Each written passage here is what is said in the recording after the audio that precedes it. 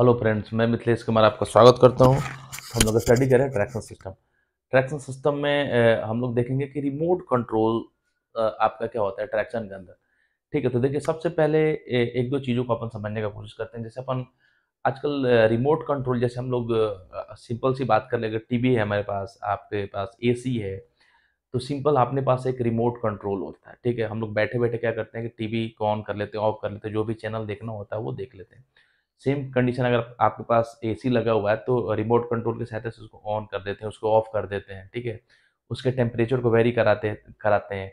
उसके अंदर जो फैंस के स्पीड को हम लोग वेरी कराते हैं। ठीक है, तो देखो कितना मतलब कि ये हो गया कि पहले क्या होता था कि अगर अपने पास जो टीवी वगैरह था तो जाके उसका चैनल चेंज करना पड़ता था हाथ से। ठीक है, या इस तरीके से स्विचेस में तो मैनुअली ऑपरेट होता था।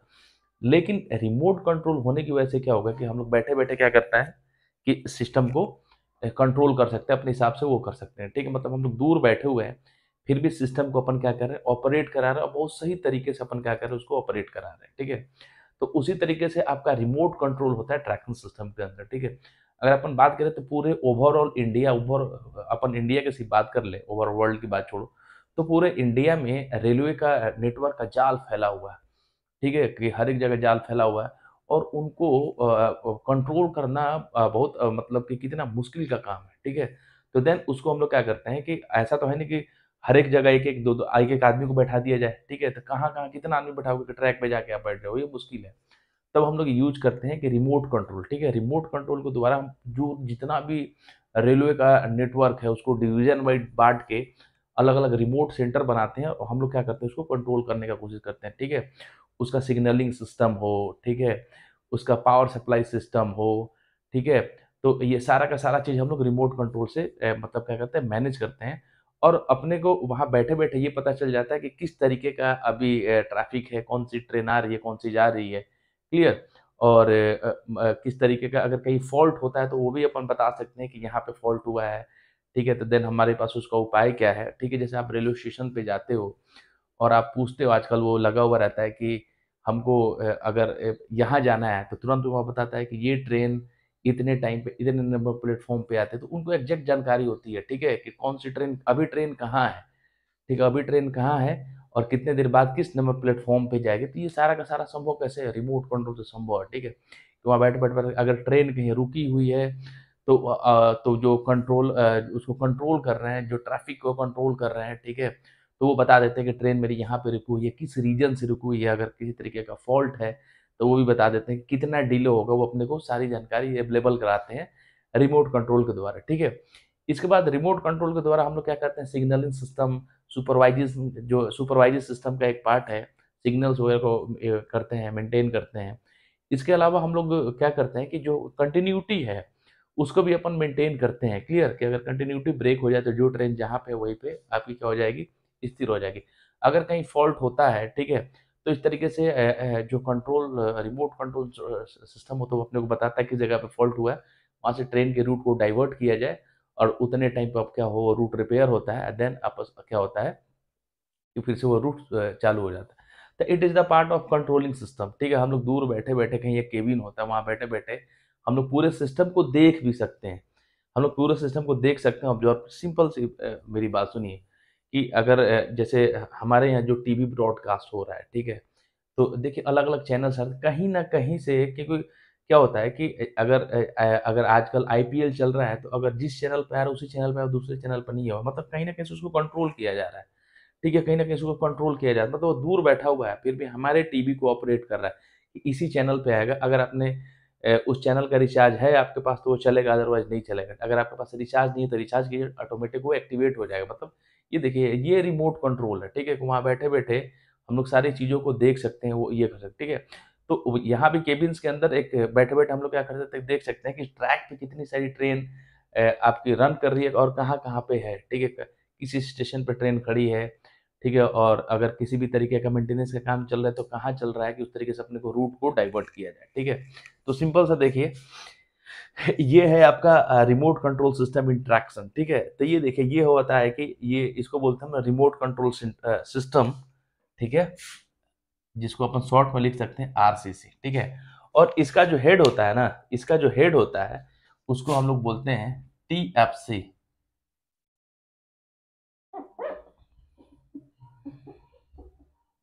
टीपीसी, ठीक है। और इसका जो हेड जो इसमें बैठेगा उसको टीपीसी बोलते हैं। इसका मतलब है ट्रैक्शन पावर कंट्रोल, ठीक है। तो ये आपका सिंपल रिमोट कंट्रोल सिस्टम है और यहाँ पे जो इसका हेड होता है उसको हम बोलते हैं TPC, traction power control. Clear. ये देखिए, ये आपका रिपीटर स्टेशन है और हर एक जगह पे इस तरीके से आइसोलेटिंग ट्रांसफार्मर लगा हुआ रहता है। आइसोलेटिंग ट्रांसफार्मर हम लोग यूज करते हैं, ठीक है। कि ये क्या करता है कि इसमें मतलब कि एक तरीके का मतलब कि इसमें सप्लाई करने का काम आता है, कंटिन्यूअस सप्लाई पास करता है। दूसरा, इसमें किसी भी तरीके का नॉइस नहीं होता है, ठीक है। और जो एक्सेसिव करंट से अपने को क्या करेगा, बचाता है, जैसे अपने को शॉक वगैरह नहीं लगता। इसलिए हम लोग आइसोलेटिंग ट्रांसफार्मर यूज कर रहे हैं आइसोलेट करने के लिए, ठीक है, आइसोलेट करने के लिए, ठीक है। ये आपका क्या है, टेली सिग्नल है इस तरीके से, ठीक है। कि टेली सिग्नल के द्वारा हमको क्या करता है, एक सिग्नल मिलते रहता है, एक सिग्नल मिलते रहता है, ठीक है। और देखिए यहाँ पे एसएसपी लगा हुआ है, एसएसपी लगा हुआ है। एसएसपी और एसपी आप हम लोग पढ़ चुके ऑलरेडी डिटेल में कि सिग्नल सब सेक्शनिंग पैरेललिंग पोस्ट। एसएसपी का मतलब क्या होता है, सब सेक्शनिंग पैरेललिंग पोस्ट। और एसपी का मतलब क्या होता है, सेक्शनिंग पोस्ट, ठीक है। एफपी का मतलब फीडिंग पोस्ट। तो with the help of feeding post हम लोग क्या करते हैं कि ट्रैकिंग सिस्टम को सप्लाई देते हैं कितना, 25 केवी, ठीक है। 25 केवी, 25,000 वोल्ट, ठीक है। और देन उससे आपका क्या होता है, सप्लाई होता है, ठीक है। तो यहाँ पे देखिए कि यहाँ पे बैठे बैठे हम लोग क्या करते हैं कि पूरे सिस्टम पे नजर रखते हैं, उसको ऑब्जर्व करते हैं, ठीक है। कि इस तरीके से देखिए यहाँ पे सिंपल सा सब जगह ये टेली सिग्नल है, एसएसपी लगा हुआ है, ठीक है। सप्लाई यहाँ पे दिया है, यहाँ पे, ठीक है। सब सेक्शन में पैरेललिंग पोस्ट लगा हुआ है, क्लियर। तो देखिए यहाँ पे कि जैसे हम लोगों ने सप्लाई दिया, ठीक है। तो ये सिग्नल यहाँ पे गया, ठीक है। और देखिए फीडिंग पोस्ट से सब कनेक्टेड है। फीडिंग पोस्ट से आपका देखिए हम लोग सप्लाई दे रहे हैं इसमें, फीडिंग पोस्ट से हम लोग सप्लाई दे रहे हैं, ठीक है। तो फीडिंग पोस्ट का मेन काम क्या है, पावर को फीड करना ट्रैक्शन सिस्टम में, ठीक है। देन वहीं से तो हम लोग अपन क्या करते हैं, सप्लाई लेते हैं, ठीक है। तो ये सिग्नल यहाँ पे गया और ये सिग्नल जब वापस आना, फिर से ये रिटर्न होना चाहेगा। और मान लीजिए कि कहीं भी किसी भी तरीके का फॉल्ट है, ठीक है। तो इस टेली सिग्नल के द्वारा अपने को इस रिमोट कंट्रोल सेंटर में जो आपका टीपीसी बैठा हुआ है, ठीक है, ट्रैक्शन पावर कंट्रोल, ठीक है। ओ तो वहाँ अपने को पता चल जाता है कि इस एरिया में इस तरीके का फॉल्ट है। तो देन हम लोग क्या करते हैं कि वहाँ पर ट्रेन को रोकते हैं, वह रूट को डाइवर्ट करते हैं, उसको सही करने का कोशिश करते हैं, ठीक है। तो ओवरऑल बात करें हम लोग रिमोट कंट्रोल के द्वारा हम लोग क्या करते हैं कि पूरे सिस्टम नेटवर्क पर नजर रखते हैं, ठीक है। और हम लोग हमेशा कोशिश करते हैं कि उसमें कंटिन्यूअस पावर सप्लाई देकर, अगर कंटिन्यूअस पावर सप्लाई नहीं देंगे तो जो ट्रेन जहाँ है वही आपकी रह जाएगी, ठीक है। तो कंटिन्यूअस पावर सप्लाई के लिए चाहिए कि अगर किसी भी तरीके का बाधा है, कोई फॉल्ट है, उसको रिमूव करें। अगर हमको लगता है कि किसी भी तरीके का फॉल्ट होने वाला है तो सडनली अपने को पता चल जाएगा, यहाँ पे रिमोट कंट्रोल सेंटर में इस तरीके का यहाँ पे ऑपरेटर्स लगाया हुआ रहता है। तो तुरंत हम लोग उसको रिमूव कर देंगे ताकि इस तरीके की खराबी जो आने वाली वो ना आए और मेरा सिस्टम क्या रहे, कंटिन्यू रहे, ठीक है। देखिए इसमें रिमोट कंट्रोल सिस्टम इंटरेक्शन, ठीक है। देखिए यहाँ पे एक बार आप इसका स्क्रीनशॉट ले लीजिए, स्क्रीनशॉट ले लिए।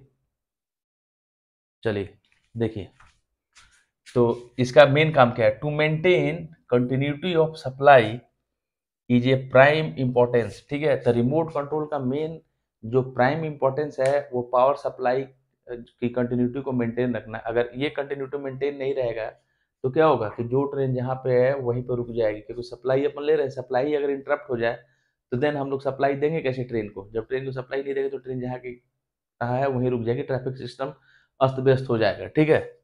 आगे देखिए, in order to ensure this it becomes necessary to have a comprehensive picture of supply condition and arrangement to operate switch gear with minimum delay, ठीक है।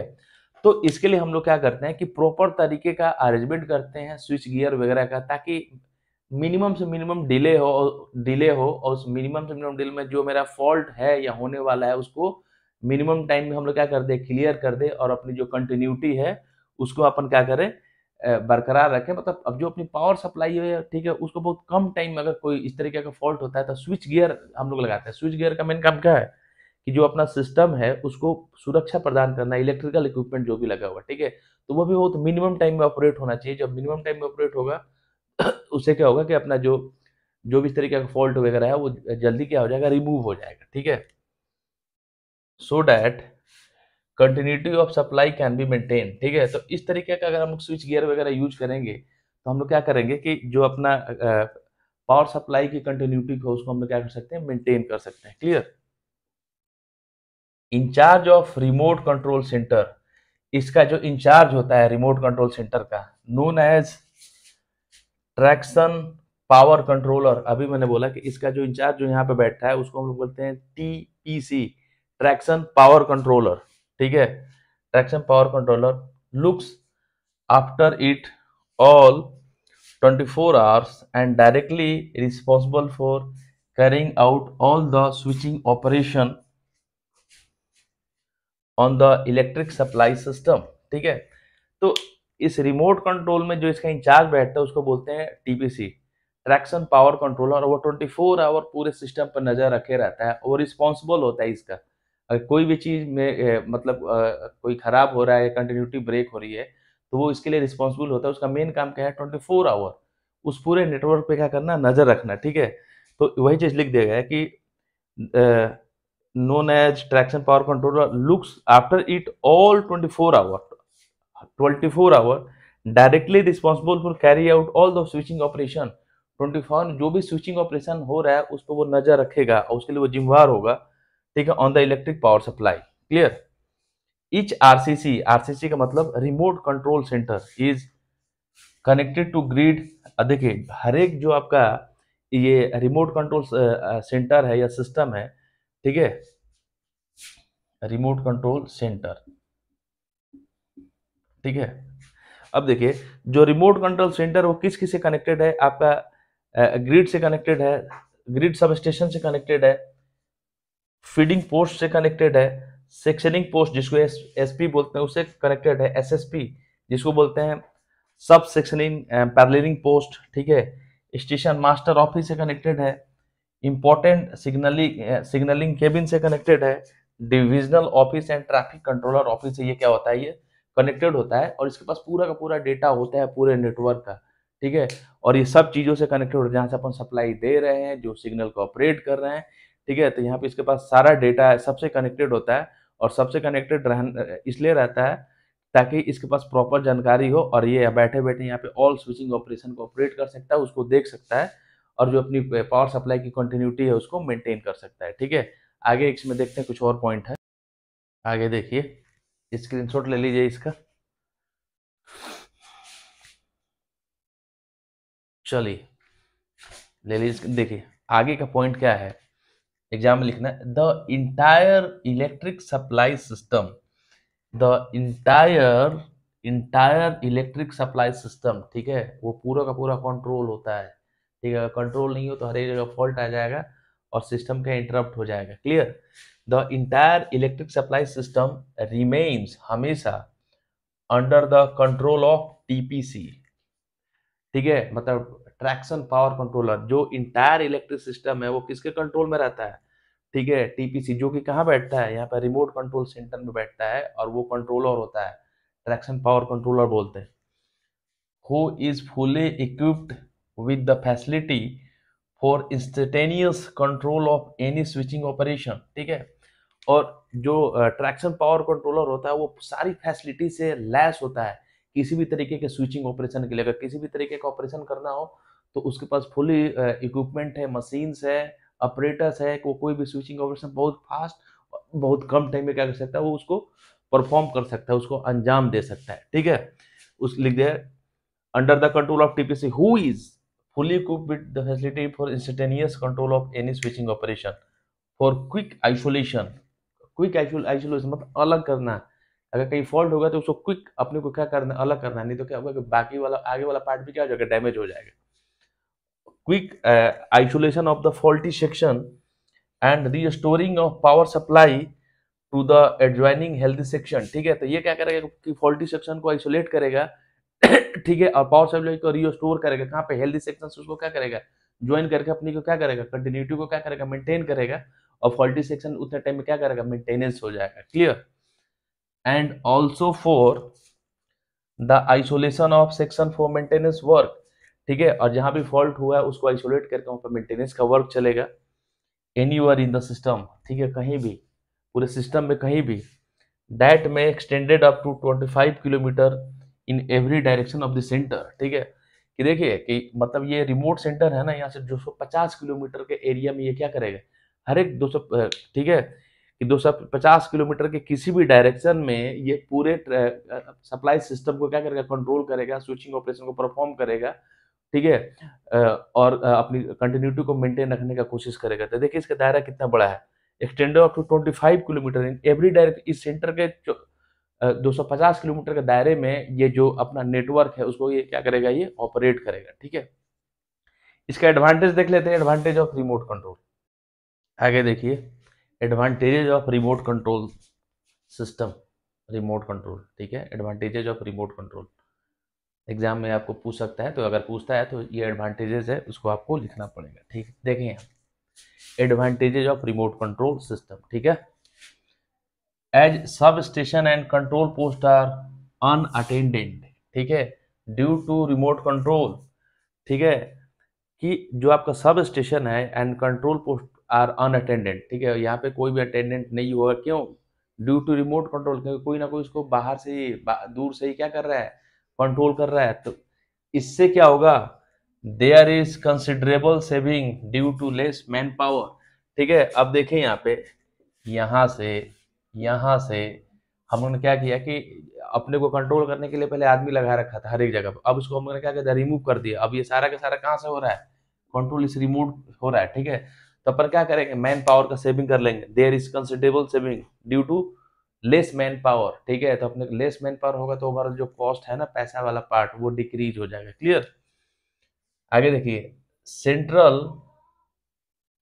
Control station house the complete info of the route, hence coordination is very good. ठीक है, अब देखिए जो आपका remote control system होता है ना, उसके पास पूरे रूट का कंप्लीट इंफॉर्मेशन होता है, जिसे आपस में कोऑर्डिनेट करना बहुत मुश्किल। अब जैसे मेरे पास पूरा डेटा है, मैं सेंटर में बैठा हूँ, मेरे पास पूरा डेटा है, तो कोई भी मेरे से अगर कोई पूछता है तो मैं इजी उसको शेयर कर सकता हूँ।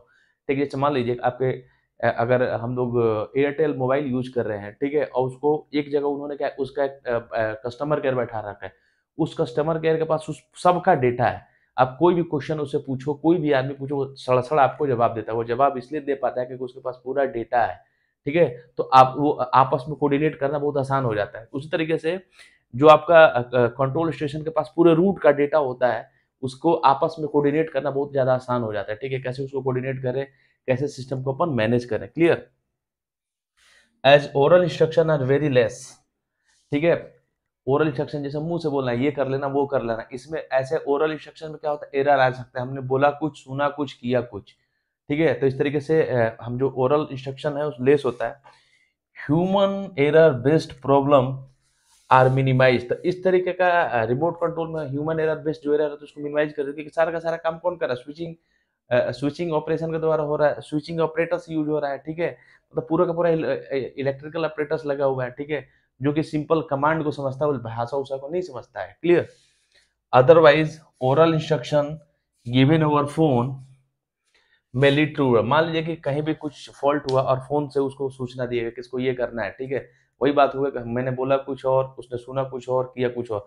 बट अगर मेरा वहां पे आपका स्विचिंग गियर लगा हुआ है, तो वो सिंपल से आपका क्या करेगा कि with the help of relay उस स्विचिंग ऑपरेशन को समझेगा और पूरे सिस्टम को क्या करेगा, अपने हिसाब से मैनेज करेगा। एरर का कोई भी चांस नहीं रहे, मतलब ह्यूमन मिस्टेक जो एरर है वो इस तरीके से क्या हो जाता है, रिड्यूस हो जाता है। Clear, correct and rapid supervision is possible. ठीक है, तो मान लीजिए कि पूरा नेटवर्क फैला हुआ, उसका करेक्ट एंड